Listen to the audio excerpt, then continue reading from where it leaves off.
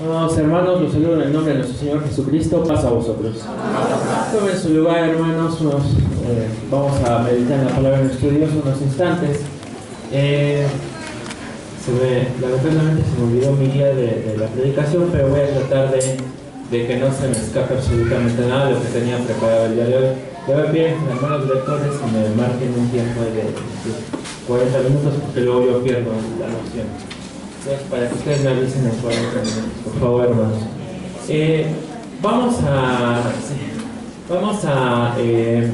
Voy a hacer una recapitulación, hermanos, antes de entrar directamente a lo que es el tema. Y el tema de hoy no es otra cosa más que la continuación de dos predicaciones que había dado con ustedes anteriormente. La primera predicación hablábamos y analizábamos a la cuarta bestia que se encontraba en el capítulo 7 del libro de Daniel. Esta bestia espantosa y terrible que ve el profeta Daniel, y explicamos a quién personificaba esa bestia. Habíamos dicho que personificaba a la Roma pagana, pero que dentro de la cabeza de esa bestia iba a surgir un cuerno, y ese cuerno iba a derribar a otros tres, y ese cuerno iba a tener potestad sobre la tierra por 1260 días. ¿Estamos de acuerdo, hermanos? Yo les explicaba cómo ese poder, que no era otra cosa más que poder papal, el poder religioso que se iba a levantar dentro de la misma Roma pagana, venía dándose o venía gestándose desde el primer siglo. Básicamente estamos hablando desde la era patriarcal, ya se venía gestando ese poder. Por eso nosotros leíamos ahí en Segunda de Tesalonicenses, capítulo 2, y que vamos a recordar nada más ese pasaje rápidamente. Segunda de Tesalonicenses, capítulo 2.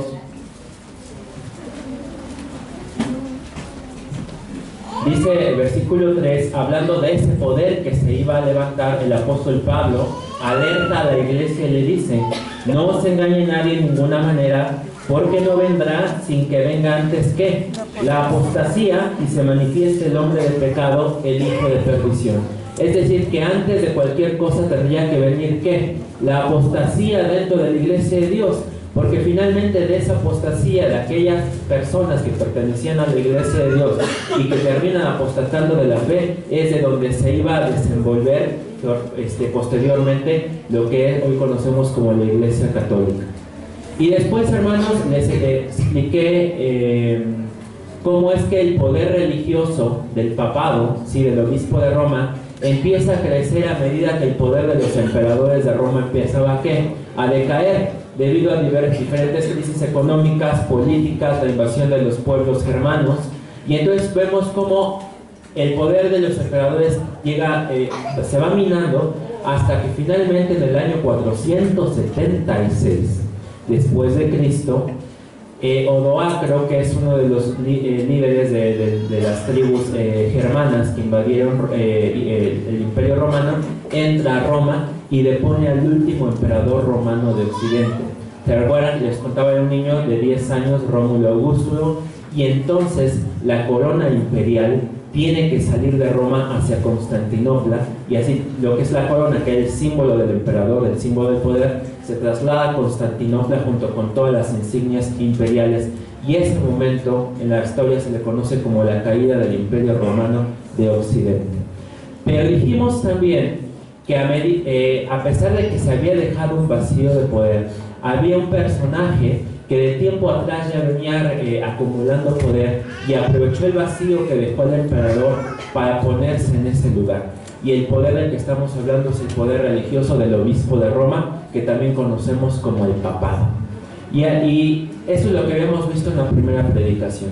En la segunda exposición lo que vimos, hermanos, fue básicamente ver que a pesar de que el obispo de Roma había ascendido o había tenido poder, los otros patriarcados dentro del cristianismo no iban a dejar tan fácilmente al obispo de Roma tener la supremacía sobre absolutamente todo el mundo cristiano. Y entonces vimos que el obispo de Roma, o el papado, o los obispos de Roma, empezaron a generar una serie de argumentos, tanto bíblicos supuestamente, como históricos, como legales, para poder hacerse de ese poder. Y vimos claramente en qué consistían esos argumentos. Nos faltó uno, el histórico, pero vimos al menos el argumento bíblico y el argumento histórico. vimos en qué consistían y con la misma palabra de Dios demostramos que esos argumentos eran completamente falsos, que finalmente el papado se había fundamentado sobre una mentira. Y hoy vamos a ver una tercera y última parte, hermanos, que es justamente cómo es que, como yo les explicaba, en el 476 el Imperio Romano de Occidente cae. Y es ahí donde se cumple la palabra de Dios que leíamos en Apocalipsis capítulo 13, que la herida de esa vez, que había recibido ¿qué? Una herida, ¿no? Una herida de muerte, una herida mortal. Y sin embargo, vamos a ver que esa herida al final va a ser ¿qué? Va a ser curada. Y eso lo vamos a ver el día de hoy, cómo es que la herida de muerte de esa bestia es sanada y en qué momento se da esto. Pero antes, hermanos, quisiera terminar con la parte que había dejado inconclusa en la exposición pasada y ligarlo a lo que vamos a ver hoy, que es Apocalipsis capítulo 13. Permítanme, hermanos, los siguientes 10 minutos, así como en la predicación pasada utilicé diferentes pasajes de la Escritura, permítanme en estos momentos 10 minutos para únicamente explicarles una parte de la historia que es muy importante y que comprendamos para entender el argumento legal que dio la Iglesia Católica y particularmente el papado para hacerse de la supremacía de todos los demás patriarcados y en sí la supremacía incluso sobre el poder político. Y después eso me va a dar pauta a que les explique en qué momento se cumple lo que leímos en Apocalipsis, que la herida de esa bestia fue curada. Les decíamos, hermanos, entonces que había tres argumentos de parte del obispo de Roma. Un argumento bíblico que decía el pasaje de Mateo que leíamos, que dice: yo te digo que tú eres Pedro y sobre esta piedra edificaré mi iglesia y las puertas del infierno no prevalecerán contra ella. Ya vimos que ese argumento, tal como lo maneja la Iglesia Católica, está equivocado. No lo voy a repetir, eso fue el tema de la anterior exposición. Vimos después que el argumento que dan es que Pedro viajó ¿a dónde? A Roma, y que ahí estableció una serie de sucesores. Y vimos con la palabra de Dios que Pedro nunca estuvo en Roma, que no hay evidencia dentro de las escrituras que Pedro haya estado en Roma, y que incluso la evidencia que ellos dan de su propia literatura tampoco dice que Pedro estuviera en Roma. Más aún vimos como libros como este que ya les traje por fin, este libro que escribe un teólogo católico, compañero de Joseph Ratzinger, el anterior papa, compañeros de escuela. Este teólogo católico Hans Küng, él mismo dice: todas esas epístolas, concretamente las epístolas de Clemente con las que se basan para decir que Pedro estuvo en Roma, son falsificaciones del siglo III. Y lo dice un sacerdote de la Iglesia Católica. Hoy vamos a ver el último argumento, el argumento legal. Y para ello quisiera meterme primeramente en una cuestión histórica, hermanos. Vamos a irnos al finales del siglo XVII, principios del siglo XVIII, y vamos a conjuntar 4 acontecimientos históricos que se dieron en ese momento. El primer acontecimiento histórico, hermanos, que empieza desde el siglo XVII, pero empieza con mayor fuerza a finales de este siglo XVII, es el avance de una religión que hasta la fecha domina diferentes partes del mundo. Estoy hablándoles del Islam. ¿Se acuerdan que yo les había dicho que los patriarcados, que había 5 grandes patriarcados? El patriarcado de Jerusalén, el patriarcado de Antioquía, el patriarcado de Alejandría, el patriarcado de Constantinopla y el patriarcado de Roma. Obviamente el obispo de Roma, el que quería tener la supremacía sobre los otros 4 patriarcados. Los otros 4 patriarcados se resistieron mucho, pero finalmente hubo un evento que hizo que al menos el patriarcado de Alejandría, el de Jerusalén y el de Antioquía desaparecieran casi por completo. Y eso fue el avance del Islam. Les voy a leer una parte aquí que encontré y creo que es bastante claro sobre los estragos que causa el Islam, básicamente en todo el norte de África, que es donde estaba Alejandría, y también la parte de Palestina, donde estaba Jerusalén. El avance del Islam es tal que básicamente todos sus patriarcados quedan borrados de la historia. Dice así, dice así: para el cristianismo, la expansión del Islam representaba una catástrofe a gran escala. En el norte de África, el cristianismo desapareció casi por completo, aparte de los coptos egipcios. Las grandes iglesias de Tertuliano, Cipriano y Agustín se desmoronaron. Los patriarcados de Alejandría, Antioquía y Jerusalén perdieron importancia. Resumiendo, las tierras en las que se había originado el cristianismo, Palestina, Siria, Egipto y el norte de África, se perdieron. ¿Gracias a qué? Al avance del Islam. Entonces ya aquí hablamos de 3 patriarcados de que se perdieron. Nos quedan 2 patriarcados, el patriarcado de Roma y el patriarcado de Constantinopla. ¿Cómo es que el patriarcado de Roma finalmente tiene la supremacía? Por otros 3 eventos, hermanos, que también tuvieron lugar en ese siglo. El primero de ellos es un conflicto que se va a suscitar entre el Papa y el emperador de Oriente. Recuerden que el Imperio Romano se había dividido en 2 desde épocas de Teodosio. Parte del imperio en 2, a su hijo, a uno los parte en Occidente y en Oriente.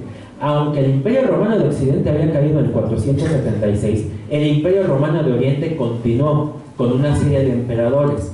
Entonces, los emperadores de Oriente, empezando por Justiniano, apoyaron mucho a los papas que estaban en el lado de Roma. Sin embargo, y así sucedió, si ustedes recuerdan, por ejemplo, Constantino es quien finalmente derrota a esos 3 reinos arrianos, cumpliéndose así la profecía de Daniel capítulo 7, cuando dice que de ese cuerno iba a tirar ¿a qué? A otros 3. Y así fueron los emperadores del Imperio Romano Oriental, es decir, de Constantinopla, de Bizancio, los que estuvieron apoyando al Papa, ¿sí? Es decir, al obispo de Roma, porque finalmente el obispo de Roma no tenía poder militar. Sí, el obispo de Roma tenía un poder religioso, pero no militar. Quien le daba el poder militar era el emperador de Oriente. Sin embargo, ¿qué sucede a finales del siglo XVII, principios del siglo XVIII? Se levanta un emperador romano en Oriente que se llama León III Isáurico y empieza una campaña muy radical en contra de la adoración a las imágenes. El Papa evidentemente apoyaba que se adoraran las imágenes, pero el emperador de Roma, el emperador de Bizancio, había llegado a la conclusión de que la adoración a las imágenes no era correcta. Y por eso emprende toda una campaña muy fuerte de destrucción de todas las imágenes. Y eso hace básicamente que se genere un rompimiento total entre el Papa y el emperador de Oriente. Entonces el emperador de Oriente, que siempre había protegido al Papa, ahora el Papa se queda sin esa protección por el rompimiento que hay debido a esa campaña en contra de la adoración a las imágenes. ¿Qué más sucede paralelamente? ¿Se acuerdan que una de las tribus germanas que nosotros habíamos visto en los 10 cuernos de la bestia de Daniel 7 eran los lombardos? ¿Sí? Los lombardos, se levanta un rey lombardo, ahorita no recuerdo el nombre, hermanos, pero se levanta este rey lombardo con el único objetivo de querer adueñarse de básicamente toda la península de Italia. Al querer adueñarse de toda la península de Italia, ¿quién creen que corre ahí riesgo? Pues el obispo de Roma. ¿Por qué? Porque también pensaba quedarse con todos los territorios que le correspondían al obispo de Roma. Entonces fíjense bien lo que tiene el obispo de Roma. Tiene la amenaza de los lombardos por un lado, y por otro lado ya no tiene el apoyo del emperador de Oriente, que es el que siempre lo apoyaba militarmente. ¿Qué es lo que va a hacer el obispo de Roma? Va a voltear su cabeza ya no al oriente, sino al occidente, y va a encontrar apoyo de otra de las tribus germanas que ya desde principios del siglo XVII había adquiriendo una fuerza sorprendente. Estoy hablándoles, ustedes también lo conocen, del reino de los francos. Es decir, los que estaban reinando en lo que hoy conocemos como Francia, principalmente, pero también otras partes aledañas, era lo que se conoció como el reino de los francos. Y particularmente había una familia de cortesanos, no de sangre real. Cuando me refiero a sangre real, me refiero no a la dinastía reinante. La dinastía reinante dentro del reino franco eran los merovingios, ¿sí? Sin embargo, los descendientes que habían tenido los merovingios o eran mujeres o eran personas que no eran aptas para llevar el reino. Entonces lo que hizo una familia, la familia de los carolingios, aprovechó esa situación para hacer, digamos, el poder detrás del poder. Aunque finalmente los carolingios eran los que ejercían el poder real en el reino de los francos, no podían hacerse totalmente de la corona del reino de los francos porque no tenían no eran descendientes de la familia real, no tenían la sangre real necesaria para poder ser directamente los reyes. Entonces tenían como una especie de pantalla a un rey adolescente de la línea de los merovingios, aunque eran los carolingios los que realmente, por la vía de facto de los hechos, gobernaban el reino de los francos. Pero no podían quitar a los merovingios porque todos decían que los merovingios eran la familia real y por ende los legítimos gobernantes. ¿Qué es lo que sucede? El papa que en ese momento estaba en esa disyuntiva de los lombardos y el Imperio de Oriente, que el papa Gregorio III, como ya no tiene el apoyo del emperador de Oriente para librarse de los lombardos, va a pedirle ayuda al mayor representante de la familia de los carolingios en ese momento, que se llamaba Carlos Martel. Pero sí, Carlos Martel no le hizo absolutamente caso, no acudió en su ayuda, pero eso fue el inicio de una serie de cimientos que los posteriores sucesores, tanto del Papa como de Carlos Martel, esos cimientos sirvieron para que finalmente sucesores posteriormente fueran los que establecían una alianza que iba a tener cumplimiento lo que dice la palabra de nuestro Dios. ¿Cómo fue esta alianza? Muere Gregorio III y muere Carlos Martel. A Gregorio III le va a suceder el Papa Zacarías I. A Carlos Martel le van a suceder dos de sus hijos, pero uno se va a hacer con el poder. Pipino el Breve, un rey franco de la familia de los carolingios. Ellos dos, Zacarías I y Pipino, llegaron a un acuerdo por lo siguiente, porque de ese acuerdo los dos iban a verse mutuamente beneficiados. ¿Por qué? Zacarías I, el Papa Zacarías I, como les decía, tenía el problema de los lombardos y a la vez no tenía la fuerza militar para defenderse, porque Oriente lo había dejado solo. Entonces él necesitaba el apoyo militar de un pueblo fuerte como el de los francos para poder defender sus fronteras de los lombardos. Entonces Zacarías I necesitaba a Pipino, pero Pipino a la vez también necesitaba a Zacarías I, porque si bien Pipino tenía el poder militar y tenía la ascendencia, no podía tener la corona formalmente porque no descendía de la familia de los merovingios, sino que era de los carolingios. Entonces necesitaba de un poder o de una autoridad que le diera ese reconocimiento o esa legitimidad como rey, que quitara a la familia merovingia, que básicamente ya nada más servía de adorno, pero finalmente era la familia real, y que con esa autoridad instaurara a una nueva familia que era la familia de Pipino el Breve. Entonces los dos se necesitaban mutuamente y los dos llegan a un acuerdo. Pipino expulsa a los lombardos de Italia, ¿sí? Recupera una serie de territorios que incluso los lombardos ya habían capturado, como era Ravenna principalmente. Expulsa a los lombardos de Italia y con eso Pipino cumple su parte del trato.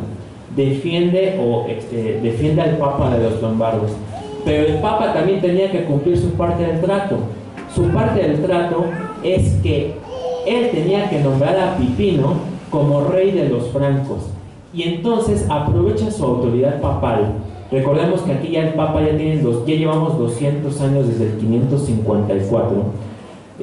Acuérdense que en el 554 es cuando la Iglesia de Dios marca completamente el periodo en que inician los 1260 días del poder de la bestia, es decir, del poder papal.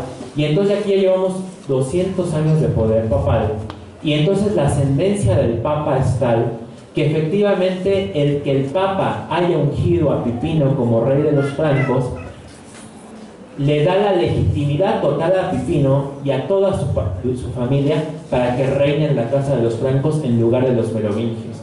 El rey merovingio que estaba reinando los francos de forma un poco pues más de apariencia, es enviado a un convento donde finalmente muere, y son los carolingios los que se hacen el poder del reino de los francos. Sin embargo, hermanos, y es aquí donde entra el tercer argumento, el argumento legal, tenían que asegurarse tanto Pipino como el Papa Pipino tenía que asegurarse de que el Papa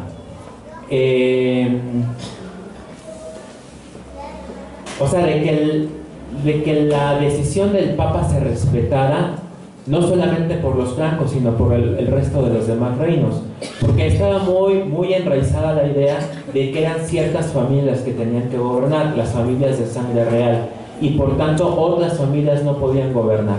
Entonces Pipino tenía que asegurarse de que lo que había hecho el Papa fuera aceptado no solamente por su pueblo, los francos, sino también por el resto de las otras tribus. Y a su vez el Papa tenía que asegurarse de que esa relación que habían establecido para expulsar a los lombardos no solo quedara en ese momento, sino que se extendiera durante muchos años. Y entonces dicen, ¿cómo es que vamos a darle legitimidad a todo este acuerdo? ¿Y cómo vamos a permitir que ese acuerdo se prolongue durante muchos años más? Y es donde surge justamente un tercer documento, que es el documento que se va a ocupar durante muchos siglos para argumentar la supremacía del papado, incluso sobre todos los reyes. Y estamos hablando de un documento que se llamó la Donación de Constantino.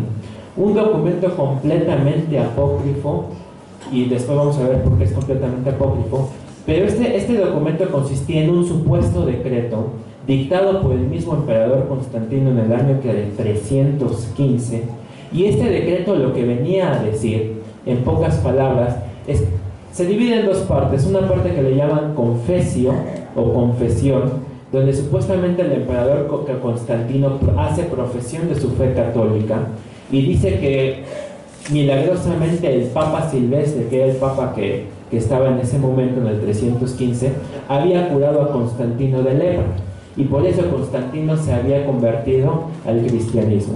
Es lo que dice la primera parte del documento. La segunda parte del documento, que propiamente es lo que se dice la donación, es que Constantino, supuestamente en agradecimiento a que le habían curado de lepra, dona todos los territorios que posteriormente iban a convertirse en los estados pontificios. Todos esos territorios de Roma supuestamente se los dona al Papa. Pero no solamente le dona eso, según esto le permite al Papa usar absolutamente todas las insignias del emperador, tanto el gorro, el manto de púrpura, no me acuerdo ahorita todos los elementos que tenía el emperador. Todos los elementos del emperador, supuestamente Constantino también se los dona al Papa.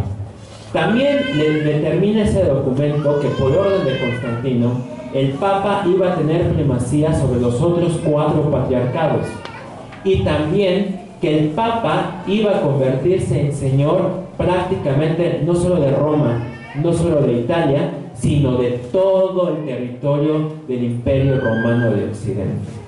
Eso es lo que decía y por último, más importante aún, que Constantino reconocía que el Papa tenía un poder superior, porque le había curado de lepra, y ese poder solamente podía venir de Dios. Y si el Papa tenía el poder de Dios, entonces el Papa tenía un poder superior incluso al de cualquier rey que pudiese gobernar, porque el poder de los reyes era el poder de los hombres y el poder del Papa era el poder de Dios. Y por ende la autoridad del Papa, según ese documento, tenía que estar por encima aún de todos los reyes, del poder civil. Entonces, fíjense bien, todos esos son los puntos, hermanos, que aunque parezca extraño que por un documento el Papa pudo haber tenido el poder, pues sí, hermanos, ese es el documento con el cual el Papa se legitima su supremacía, ya no solamente sobre el resto de los patriarcados, sino aún sobre todos los reyes del occidente. ¿Por qué es importante esto, hermanos, para la profecía? Porque posteriormente el hijo de Pipino, que ustedes lo han de conocer, muy famoso este hombre en la historia, se llamó Carlomagno.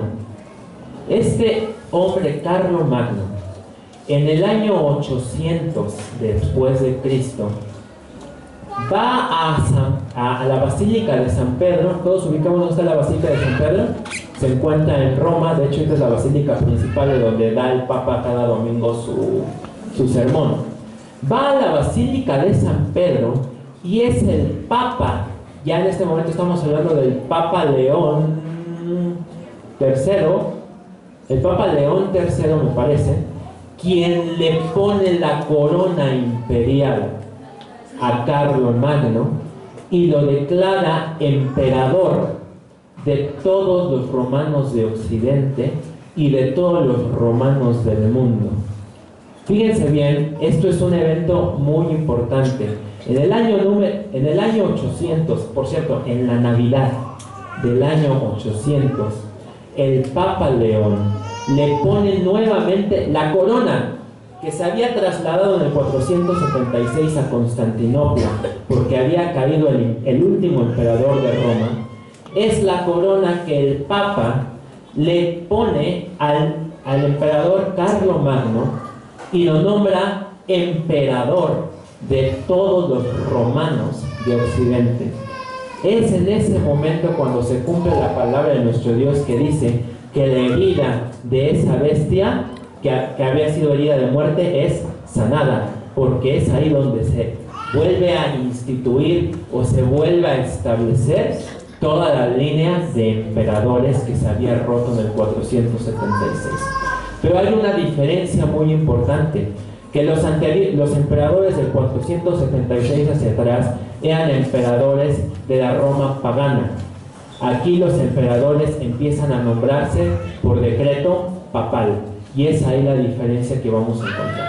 Vamos ahora sí, hermanos, después de esto, a ver Apocalipsis, capítulo 13.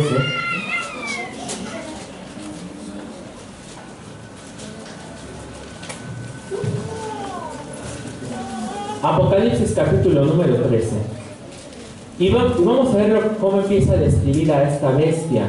Dice versículo 1: yo me paré sobre la arena del mar y vi una bestia subir del mar que tenía 7 cabezas y 10 cuernos, y sobre sus cuernos 10 diademas, y sobre las cabezas de ella nombre de blasfemia. Y la bestia que vi era semejante a un leopardo, y sus pies como de oso, y su boca como boca de león, y el dragón le dio su poder, y su trono, y grande potestad. Hasta ahí nada más. Lo que vemos aquí es que el apóstol Juan está viendo ascender a una bestia. Ya habíamos dicho que la bestia era símbolo de ¿qué? De un reino, de un gobierno, ¿sí? Ve subir una bestia, y ve que esta bestia tiene 7 cabezas y 10 cuernos. Y también encuentra que esta bestia tiene similitudes con las de un leopardo, con las de un oso y con las de un león. ¿Les recuerda algo estos animales, hermanos? Un leopardo, un oso, un león. Si nosotros regresamos al capítulo 7 del libro de Daniel, ¿cuántas bestias ve? 4. Y ve que la primera es semejante ¿a qué? ¿A un qué? A un león. La segunda, ¿qué es semejante? A un oso. La tercera, a un leopardo. Y la cuarta, que dice que es espantosa y terrible, no le encuentra forma de nada. Pero si se dan cuenta, las tres, esta bestia que está viendo el apóstol Juan, tiene características de las 3 primeras bestias que vio el profeta Daniel. Características: dice que tenía boca de león, que tenía pies de oso y que era semejante a un leopardo. ¿Qué quiere decir esto, hermanos? De que había alguna conexión entre las bestias que estaba viendo Daniel y la bestia que está viendo en este momento el apóstol Juan. ¿Cuál es esa conexión? Para el momento en que el apóstol Juan está teniendo esta visión, tanto Babilonia como Medio Persia y como Grecia básicamente ya habían llegado a su decadencia y a su término. Es decir, que sus periodos de dominio ya habían transcurrido. Entonces, ¿qué es lo que está viendo el apóstol Juan? Lo que está viendo el apóstol Juan es a la cuarta bestia, la misma cuarta bestia que está viendo el profeta Daniel. Y el apóstol Juan lo que está viendo en esta bestia es que en ella se combinan diferentes características que tuvieron los anteriores reinos, propiamente la cuestión religiosa. ¿Por qué? Porque si ustedes ven en la historia, y es un dicho muy conocido entre los historiadores, que aunque Roma conquistó militarmente a esos pueblos lo conquistaron ¿cómo? Culturalmente. Y es que Roma absorbió todas las costumbres paganas, tanto de Babilonia, como de Medio Persia, como de Grecia. Y todas esas costumbres paganas las adoptó Roma, generando toda una religión politeísta, idólatra, donde la principal cabeza de todas esas religiones fue el emperador de Roma. De hecho, el emperador de Roma, que lo vamos a ver más adelante, se hace llamar a sí mismo Pontifex Maximus, o Pontífice Máximo, que es representando que él no solamente tenía el poder terrenal, sino también el poder religioso, y él mismo se nombra cabeza desde Julio César, que es el primer emperador. Bueno, de hecho es su hijo Augusto César, pero Julio César instituye o pone los cimientos de lo que iba a ser el Imperio Romano. Julio César mismo se pone el título de Pontifex Maximus, entre otra serie de dignidades que él mismo se dio. Pero vamos a seguir leyendo. Dice el versículo 2: y el dragón le dio su poder y su trono y grande potestad. Y es aquí donde yo les digo, hermanos, que los emperadores de Roma, estamos ahorita en la Roma pagana, la Roma que el imperio romano que funda Julio César. Todos los emperadores a partir de Octavio Augusto, el hijo de Julio César, tienen ese título de Pontifex Maximus, es decir, Pontífice Máximo, o la cabeza de todas las religiones paganas. Él era supuestamente una especie de puente entre el pueblo romano y los dioses que tenía el pueblo romano. Ese título de Pontífice Máximo, hermanos, no se lo inventó Julio César de la nada. Ese título viene arrastrando desde el tiempo de Babel.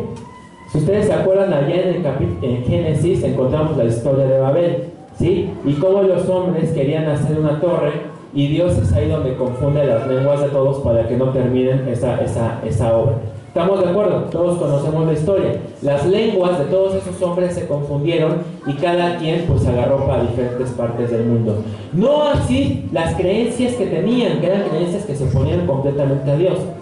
Aunque sus lenguas fueron confundidas, todas las creencias idólatras y paganas que tenían pues se quedaron exactamente igual. Por eso es que muchas veces se encuentran los científicos, sociólogos, historiadores, muchas similitudes en las diferentes religiones. En Mitra, aún entre la religión que se profesaba aquí los pueblos mesoamericanos, hay muchas similitudes, porque finalmente todo ese paganismo, ¿de dónde salió? Salió de Babel. Por eso Babel significa ¿qué? Confusión, porque de ahí salió todo ese paganismo. Pues Roma al momento en que empieza a conquistar a todos los pueblos, vuelve a concentrar todas esas corrientes paganas para sí, y concretamente en el propio emperador como cabeza de todas esas religiones. El título de Pontifex Maximus también surge de una serie de reyes sacerdotes, así como había sacerdotes en el pueblo de Israel y reyes. En el pueblo pagano, concretamente en Babilonia, hubo toda una línea de reyes sacerdotes que eran una especie de intercesores o de puentes, mediadores entre el pueblo y sus dioses. Y esos reyes sacerdotes se hacían llamar a sí mismos Pontifex Maximus, el mismo título que después adueñó Julio César, ¿sí? Pero no solamente eso. Ustedes conocen la historia, ya lo vimos. ¿Quién conquista a los babilonios? Los medos y los persas. Pues los medos y los persas van a llevar esa tradición junto con ellos. Y esa línea de reyes y sacerdotes va a continuar ya no con Babilonia, sino con los medos persas. Y concretamente se va a dar en una ciudad, que es la ciudad persa de Pérgamo. Es ahí donde se van a sentar ese rey sacerdote, cabeza de las religiones paganas, en la ciudad persa de Pérgamo. Pero la historia nos dice que después los persas son conquistados ¿por quiénes? Por los griegos. Y entonces Pérgamo ahora se convierte en una ciudad griega, ya no persa. Pero la sucesión de reyes sacerdotes, de Pontifex Maximus, continúa.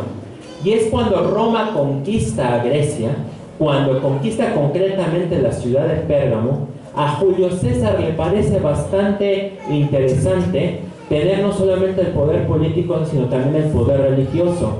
Y adopta la misma figura que encontró en la ciudad de Pérgamo, que venía, como les digo, desde el tiempo de Babilonia, esa figura de rey sacerdote, esa figura de Pontifex Maximus, para adjudicársela ahora él como emperador de Roma y como cabeza, repito, de todas las religiones paganas. Esto nos marca la palabra de Dios. Si nosotros vamos allá al libro de ahí mismo en Apocalipsis capítulo 3, Apocalipsis capítulo 2, versículo 12. Voy a hacer un paréntesis aquí. El Apocalipsis capítulo 2 nos habla de los mensajes a las 7 iglesias. Voy a irme a la tercera iglesia. Recuerden que los mensajes, las 7 iglesias que están hablando Apocalipsis son las 7 etapas de ¿qué? De la historia de la iglesia de Dios. Y le da un nombre a cada una de esas iglesias, porque finalmente el lugar donde se ubicaban esas iglesias ese lugar tenía características que iban a caracterizar a esa iglesia. No sé si me entienden, ¿sí me doy a entender? Es decir, son 7 etapas diferentes, desde la iglesia de Éfeso hasta la iglesia de la Odisea. Es la misma iglesia, solo en sus distintas etapas, solamente que cada iglesia tiene diferentes características.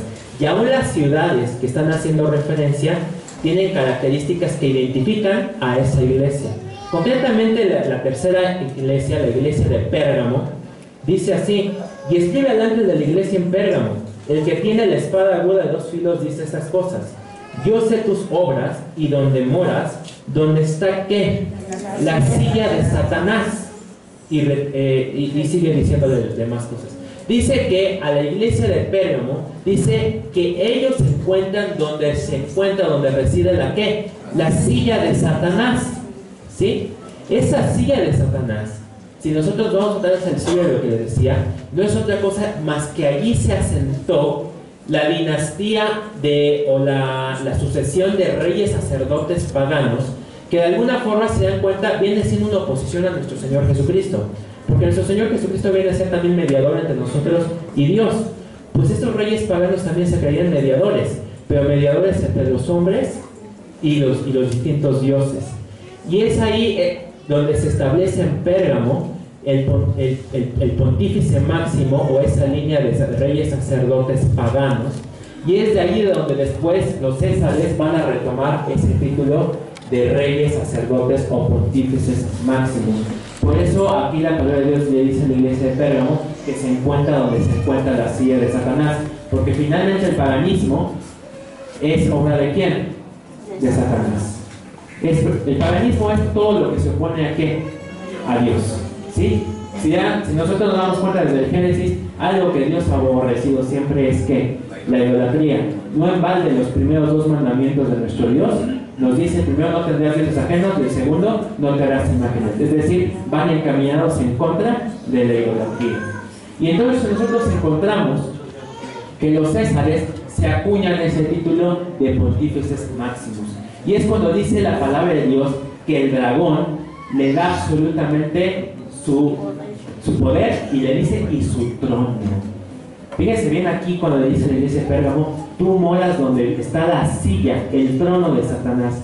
Pues ese es el trono que el dragón, Satanás, le entrega a la bestia de Apocalipsis 13, para que tenga el poder sobre los moradores de la tierra. Regresemos a Apocalipsis 13. Dice: y vi una de sus cabezas como herida de muerte, y la llaga de su muerte fue curada, y se maravilló toda la tierra en pos de la bestia. Ya vimos que la bestia había recibido una herida en una de sus cabezas, y era una herida de muerte. Esa herida de muerte es cuando el Imperio Romano de Occidente se derrumba en el 476. Y ya vimos también con la historia que es en el año 800 cuando vuelve esa herida, cuando esa herida es completamente restaurada, porque el imperio que se creía destruido vuelve nuevamente a establecerse. Ahora ya no es un imperio pagano, ya no es ya no son los emperadores los que llevan el título de pontífice máximo, y es otra figura la que va a llevar ese título, y esa figura hasta la fecha es el Papa. Es el mismo Papa quien determina adjudicarse esa figura de pontífice máximo, pero ahora a su dignidad, ya no a los emperadores. Y es con esa autoridad con la que el Papa restablece el imperio de los emperadores romanos de Occidente que se había creído haber llegado a su fin. Llegó a su fin una etapa, la etapa de la Roma pagana, pero el Papa instaura una nueva etapa. A partir de Carlomagno ya no es el imperio romano, sino el sacro imperio romano germánico. Y a partir de Carlomagno inicia una serie de reyes sucesores, ¿sí? La gran mayoría de ellos del reino de los francos y posteriormente de Francia, hasta el momento de que otro rey, también francés como Carlomagno, así como Carlomagno recibe la corona imperial de las manos del Papa, es otro rey francés quien, en un acto simbólico, al momento en que el Papa iba a coronarlo, ese rey le arrebata la corona al Papa y se corona el mismo emperador. ¿De quién les estoy hablando, hermanos? De Napoleón. Y es ahí donde es ese rey el que finalmente va, así como el rey Carlomagno y su padre Pipino fusionaron el poder político y el poder religioso, es otro rey francés, Napoleón Bonaparte, el encargado de disolver esa unión y dar fin a los 1260 días de poder de la bestia. Seguimos, hermanos. Voy a saltarme por el tiempo. Quiero irme a la segunda bestia. Bueno, antes se me olvidaba algo, hermanos. Si se dan cuenta, entonces, la bestia que está viendo el profeta Juan, lo que está viendo el apóstol Juan, esta primera bestia es muy similar a la bestia a la cuarta bestia de Daniel 7.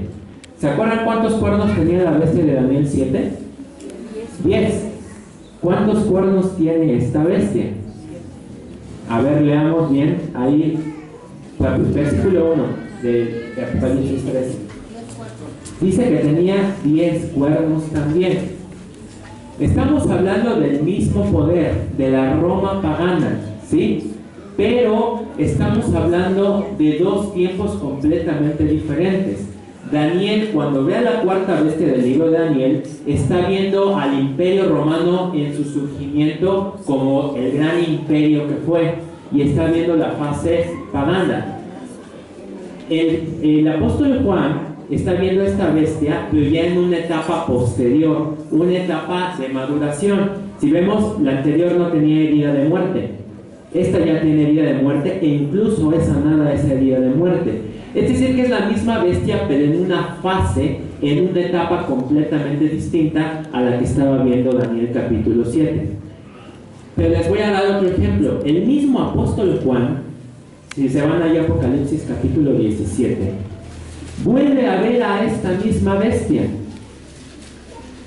Dice el Apocalipsis 17:3: y me llevó en espíritu al desierto, y vi una mujer sentada sobre una bestia bermeja llena de nombres de blasfemia, y tenía 7 cabezas y 10 cuernos.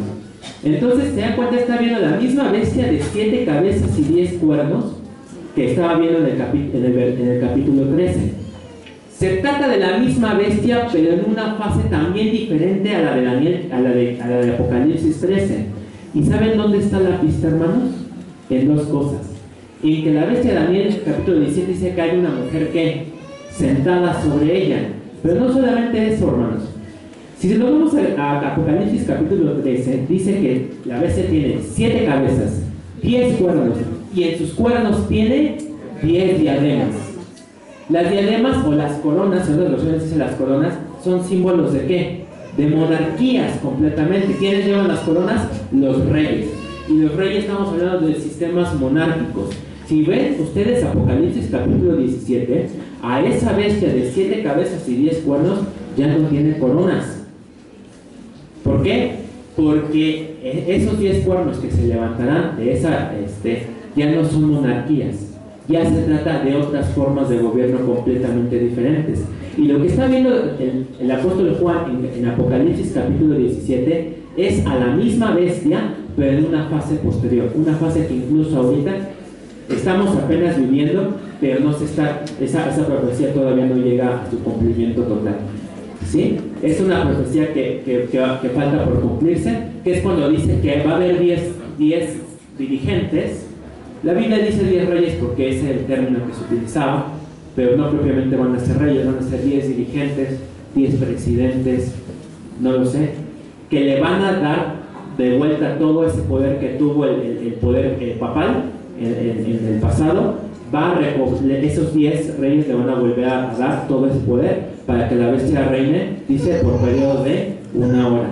Pero eso es un periodo posterior. A lo que voy es que esta bestia, la de Daniel 7, la de Apocalipsis 13 y la de Apocalipsis 17, es la misma bestia pagana, pero en diferentes etapas, en diferentes fases, ¿sí? Regresemos a Apocalipsis 13 ya después de esta explicación. El apóstol Juan no solamente ve una bestia, ve una segunda bestia.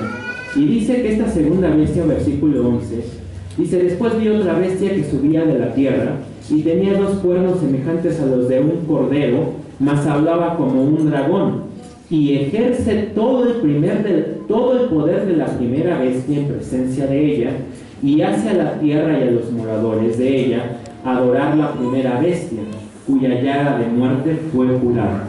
Vamos a ver, recapitulando, después de haber visto a esa primera bestia, el apóstol Juan ve otra bestia, una segunda bestia, que a pesar de que no nos describe completamente cómo es, sí nos da 2 características muy importantes. Que esta bestia tenía 2 cuernos similares a los de ¿qué? A los de un cordero. Pero eso simplemente era una apariencia, ¿sí? ¿Se acuerdan que el cordero a quién viene a representar en la palabra de nuestro Dios? A nuestro Señor Jesucristo, ¿sí? Porque dice que nuestro Señor Jesucristo es el cordero de Dios. O cuando Juan el Bautista, dice la palabra de Dios, venía el Señor Jesucristo a bautizarse, Juan el Bautista decía: he aquí el cordero de Dios que quita el pecado del mundo. Nuestro Señor Jesucristo es símbolo, el cordero es símbolo de nuestro Señor Jesucristo en la palabra de Dios. Y aquí esta bestia trata de disfrazarse también de ¿qué? De un cordero, ¿sí? Y va a tratar de tener las características de un cordero. Sin embargo, dice que lo que sale de la boca de la bestia no es de un cordero, sino que hablaba como un dragón. Y nosotros vemos en Apocalipsis que el dragón es ¿quién? Satanás. Dice que es el dragón, también dice que es la serpiente antigua, que es el diablo, ¿sí? Entonces dice que tiene apariencia de cordero, pero habla como Satanás. Es lo que nos está diciendo la palabra de Dios. Y hablar como Satanás es decir que habla cosas en contra de ¿quién? En contra de Dios. Y es ahí donde entra también esta segunda bestia es representada por el poder religioso, el poder papal. Finalmente, ¿qué es lo que nos dice el Papa? Que es el representante de ¿quién? De Dios en la tierra. Él habla supuestamente en nombre de... Bueno, para él ni siquiera entiende la diferencia entre Dios y Jesús y piensa que es la misma persona y dice que habla en representación de Dios o de Jesús. Sí, porque finalmente su apariencia ¿cómo es? Es la de un cordero. Y sin embargo, lo que sale de su boca, la doctrina y sus enseñanzas, son las doctrinas y enseñanzas ¿de quién? Del diablo, de Satanás. Y es lo que nos está diciendo aquí la palabra de nuestro Dios. Dice que es una bestia que tenía 2 cuernos semejantes a los de un cordero, pero hablaba como un dragón. Y viene la parte importante. Fíjense, viene el convenio entre las 2 bestias. Por eso yo quería empezar con la parte histórica, para que después comprendiéramos lo que nos marca la palabra de Dios. Yo les hablé de un convenio entre el rey de los francos, que finalmente es de esa línea donde se vuelve a instaurar todo el imperio romano, es decir, la llaga de la bestia es curada, y el poder papal. Yo les decía que el convenio era de que el reino de los francos y los nuevos, la nueva línea de emperadores, le iban a dar el apoyo militar al Papa, el apoyo militar que el Papa necesitaba, y a su vez el Papa ¿qué iba a hacer? Iba a legitimar a todos esos emperadores. Fíjense bien, el convenio está aquí en el versículo 12. Dice que la segunda bestia, es decir, el poder papal, ejerce todo el poder de la primera bestia en presencia de ella. ¿Quién ejerce el poder? Finalmente dice que el poder papal es el que ejerce todo el poder de los emperadores, del poder político, en presencia de los mismos emperadores, ¿sí? Y dice: y hace a la tierra y a los moradores de ella adorar ¿a quién? A la primera bestia. Las 2 bestias se benefician mutuamente. La primera ejerce el poder, la segunda ejerce el poder de la primera. ¿Por qué? Porque los emperadores le prestan ese poder militar al papado para que el papado ejerza el poder, pero a la vez dice que es la segunda bestia la que va a legitimar el poder de la primera bestia, porque es el papado quien hace que el resto de los moradores de la tierra se inclinan ¿ante quién? Ante la primera bestia, cuya llaga de muerte fue curada. Y entonces encontramos el convenio. Aquí el apóstol Juan lo ve entre dos bestias, pero no estamos otra cosa más que un poder pagano, político, civil, y un poder que se levanta, que es un poder religioso, que es el poder papal. Y ambas se benefician, como dice ahí. La segunda ejerce todo el poder de la primera, pero a la vez esta hace que todos se inclinen ante la primera. Y entonces se ve ahí completamente el concordato, el mutuo acuerdo entre los dos poderes para gobernar la tierra. Y es lo que va a suceder desde el 554 después de Cristo hasta el año 1814. 1260 años en los cuales ese poder va a tener la supremacía, y es donde dice que iba a perseguir a quienes, a los santos del Altísimo, y dice que a los santos del Altísimo iba a levantar. Si se dan cuenta, el profeta Daniel lo ve como tiempos y la mitad de un tiempo. No me voy a meter en la conversión, hermanos, que ustedes conocen cómo se hace. Es decir, que tiempos y la mitad de un tiempo se refiere a 3 años y medio proféticos. Y aquí el apóstol Juan no está viendo tiempos y medio de un tiempo, pero está viendo una equivalencia. Está diciendo que esa bestia iba a tener poder por cuánto, de obrar cuánto tiempo. Verso 5, para que todos lo tengan. Y le fue dada boca que hablaba grandes cosas y blasfemias, y le fue dada potencia de obrar ¿cuánto? 42 meses. Los 42 meses nos da exactamente los 3 años y medio, que son los 1260 días proféticos. De acuerdo a la regla del día por año, estamos hablando de 1260 años. Hasta que en 1814, el poder, ese convenio que establecen estas bestias, ¿sí? Ese convenio entre el poder civil y el poder religioso, se disuelve, y la bestia cae, dice, al pozo del abismo. ¿Ya desapareció la bestia, hermanos? No, simplemente dice que cayó al pozo del abismo. Pero la misma profecía dice que esa bestia iba ¿a qué? Nuevamente a resurgir de ese pozo del abismo, y que iba a llegar nuevamente a tener el poder que tuvo antaño. Y es, hermanos, lo que yo quiero obtener de conclusión de esta serie de predicaciones. ¿Se dan cuenta? El levantamiento de la bestia no fue algo que ocurrió de la noche a la mañana. ¿Estamos de acuerdo? Ya vimos que fue un proceso incluso, no de años, de siglos, los que le llevó a la bestia a hacerse del poder absoluto por 1260 años. Sin embargo, también, así como quizá no va a ser tan largo, seguramente va a ser mucho más corto, porque la palabra de Dios así nos dice que los días tienen que acortarse. Esta bestia va a tener que resurgir. No esperemos que resurja de un día para otro. Al contrario, ya está saliendo, ¿sí? No es que haya tomado completamente todo el poder y que ya se esté cumpliendo lo que dice la palabra de Dios, que iba a volver, ¿qué? A retomar el poder absoluto. Pero esta bestia ya está saliendo, y empezó a surgir o a resurgir del pozo del abismo en el momento en que Juan Pablo II asumió el papado. Porque si nosotros vemos en la historia, su poder fue tal que fue de los que contribuyeron a la desintegración de toda la Unión Soviética, de todo el bloque socialista. Imagínense, Estados Unidos durante tantos años no pudo, y fue el Papa un factor importante para que todo el bloque socialista se desmorona. Entonces no les estoy hablando de un poder cualquiera. Es a partir de las últimas fechas, ahora con este nuevo Papa, Francisco I, ¿cuántos jefes de Estado han ido a verlo, hermanos? Bueno, ya está fue Israel. Con eso pues ya nos da una idea del poder que está resurgiendo. Insisto, no se ha cumplido del todo la escritura, porque dice la palabra de Dios que llegará el tiempo en que 10 reyes o 10 dirigentes vuelvan a darle todo el poder que tuvo esa bestia por una hora, y entonces vendrá una última persecución para el pueblo de Dios. Por eso, hermanos, debemos de estar preparados. Yo les decía a los hermanos, una hora, aún una hora profética equivale aproximadamente a 15 días, más o menos 2 semanas. Ustedes dirán, ¿podrá ser la bestia estragos en 15 días similares a los que hizo en 1260 años?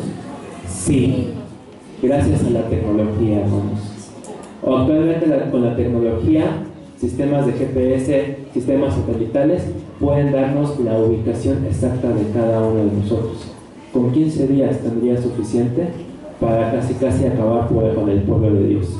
Sin embargo, hermanos, nosotros tenemos que estar preparados para cuando llegue ese momento de que la bestia vuelva a tomar nuevamente todo el poder. Pero para eso, hermanos, tenemos que estar siempre atentos a lo que dice la Sagrada Escritura. Todas las profecías, sin excepción, tienen que cumplirse. Ninguna no puede dejar de cumplirse, porque la palabra de Dios es muy clara. Dice que Dios no es hombre para que mienta, ni hijo de hombre para que se arrepienta. Dice, dijo y lo hará, ¿sí? Habló y se va a cumplir.